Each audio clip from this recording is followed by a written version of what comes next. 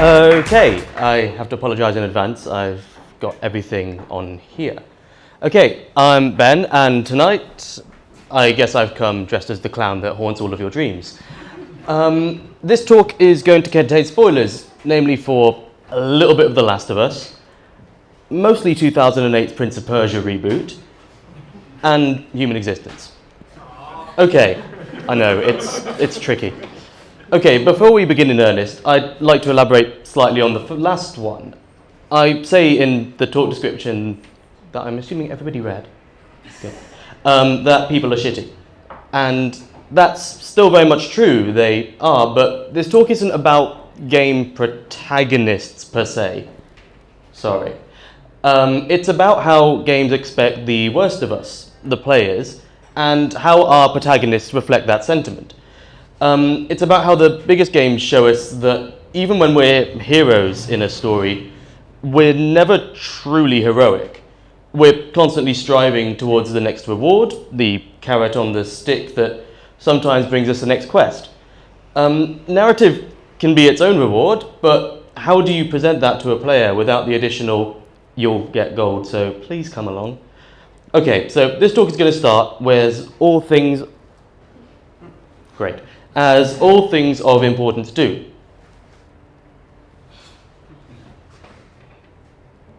As all things of importance do. With Wario. Good. Okay, so Wario to me is the mirror to which we can hold up all of humanity. He's gross, self-centered, and above all concerned with his own financial well-being. He's kind of the Donald Trump of the Marioverse. And he even matches, kinda. That, didn't have to make that. That was on Google. You just Google Wario Donald Trump, and there it is, first result. I don't understand it. It's actually kind of nice to see an openly selfish game character. Mostly you're selfish in a game isn't acknowledged. It's a pre-existing state. You're going to do a quest, and you'll be rewarded. That's how it goes. Games with morality systems sidestep this by asking, how selfish do you want to be? But it's, more often than not, shades of grey. Altruism in video games goes relatively unexplored, because who wants to do something interactive with nothing at the end of it? Imagine doing a quest in this week's open world role-playing game, and then just getting a pat on the back and a well done. Some experience points, but no gold. No shining monument to your deeds, no statue in the foyer. But Wario is only the symptom of a wider threat, which is a sentence I loved writing. The threat being that if you're going to be the protagonist in a AAA game, you're going to have it all. You know, except when you choose not to. But that's beside the point. I've been told that apparently I have to mention the end of The Last of Us, or Jake will cry. So this is me mentioning it.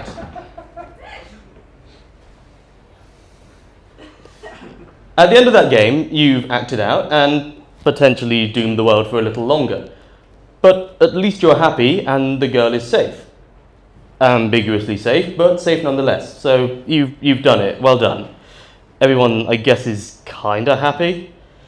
But really the main game I want to talk of is one I'm not sure many people saw the ending of. So, okay, who played the Nolan North Prince of Persia game? Okay, that's actually about what I was expecting. Good. It came out in 2008, was widely criticized for, well, being a game that played itself. You'd start a war run and then you just follow the button prompts until you got to the next area of the game. It's kind of a quick time event without any other buttons on the screen. So, spoilers. We're going to talk about the ending and why it's so interesting. You spend the entirety of Prince of Persia fixing a broken world. It's a normal video game.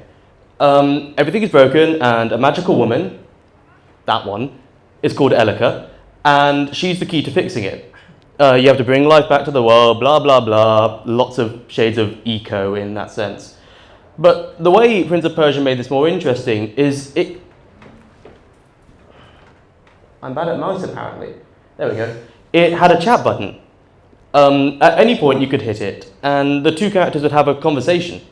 It was a small one, like a couple lines long, but it built the world up a little. You learn more about them, and it was kind of nice to have a break, if I'm honest. It was a respite from the endless wall running and sorting about. But naturally, plots move on, and the only way to fix the world is to sacrifice Elika, which she does. She has to die, and the world might be mended, you know, it's a twist. There you go. Except she does die. Like, fully. She's dead. She's gone. The ancient evil, it's sealed away. And she's gone. And you'd expect it to end there with a lone man in a, some would say, ridiculous scarf, wandering off. Alone again, you know, it would mirror the way the game starts. He still hasn't found his donkey. But literally, he starts the game looking for his donkey. The world has been saved, but he has been redeemed, I guess? Maybe? It would be poignant. But no, you go and refuck the world. You go and you destroy the Tree of Life, and you have to go and basically undo all the work that you put in with this entire game. It's not a moral choice. You don't get a say in it. It's your character going, well, I kind of liked her, so shall we fuck it up? Yeah, let's fuck it up. Okay, good. We're in this all the way. He decides that's what's going to happen. You just have to go along with it. So off you go. That, regardless of the fact that they are dressed like an insane clown posse member and Jade from Beyond Good and Evil, unlockable costumes, only image I could find, that's the last image of the game. It's the prince carrying Elika. I don't think you ever learn his name. I think it's literally he's called the prince for the entire game. So yeah, carrying her away while you can't quite see it here, but that's an ancient evil behind him. All of that, all ancient evil. That is enveloping the world. It's not exactly happy, and well, it's kind of not happy, but you still get the girl. It feels like it was the ending that focus tested best, and it was ending where people were like, well, I did it all, but she's dead. We're not going to mention the epilogue to that game, which A, you had to pay for, and B, was terrible and did nothing to further the plot in any meaningful way. So we're going to skip over that. But it sort of says, like, I saved the world, but I didn't get the girl. So speaking of not getting the girl, we're going to talk about Spider-Man. So think back to, the second Spider-Man game, Spider-Man 2, the one based on the Sam Raimi film. Widely acknowledged, great game that captured the feeling of swinging through a city. Not that swinging through a city. Okay. But the main thing was that the random missions in the city were widely classed as aggravating. People complained about getting balloons back for upset children or saving hanging construction workers doomed to fall to certain death. You know, the kind of stuff that you'd expect if you were playing a game about being a superhero. Random acts of altruism and kindness that go a long way towards making someone heroic. It's part of the reason nobody can make a good modern Superman film, but that's beside the point. Pure heroism in games doesn't gel so much, it seems, at the moment. I mean, part of the message of Spider-Man is self-sacrifice, but usually in games we're given a choice. Do we want to be rewarded or help others? People bag on the Infamous series, sometimes rightly so, for being maybe too binary. But Infamous 2's ending was actually kind of great. Spoilers for Infamous 2. Didn't mention that one. It went to the extremes. You could choose to die and save the world. Yeah. Go out with a heroic bang. Sucker Punch apparently were surprised by how many people chose the good ending to Infamous 2, and based Second Son around that ending where, you know, the main character was dead.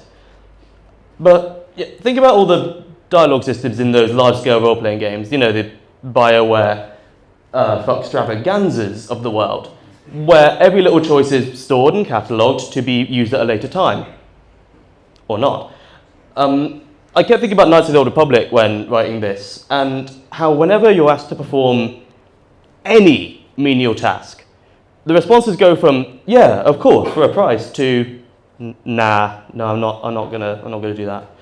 You can reject the rewards sometimes, but it always feels like the world in a lot of these games is expecting at least something negative of the player. BioWare did an interesting thing with Knights of the Old Republic. Not Knights of the Old Republic. Couldn't find a good image of that game. Weird. And that was making the light side path way harder than the dark side path. You got more financially rewarded for being evil, and you kind of got the cooler powers. I mean, if you were light, you could have a bubble. You could have a shield. If you were dark side, you got lightning. You got to shoot lightning, and that was more fun. If you go back to Interest for a second, again, the evil side of that game, a lot more entertaining.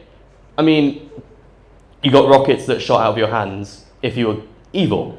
If you were good, every time you downed somebody, you had to go up to them and basically, I don't know of anything that doesn't sound stupid, but electricity handcuff them to the floor. No, that still sounded really ridiculous. And if you were evil, you kicked them until they stopped. The game's kind of teach the player that being evil is fun. You get the cooler toys. In games, we're expected to be slightly selfish, to be good on the whole, but with the expectation that there's a reward coming our way, that we're owed something for our actions. I mean, really? Oh, come on. There we go. We've all got a little bit of Wario in us. I had to make that one. At least we do when we play games. The idea of being robbed of something when we don't get a shiny new sword for saving a village.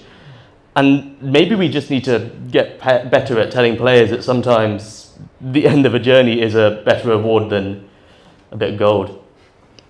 There we go. Thank you.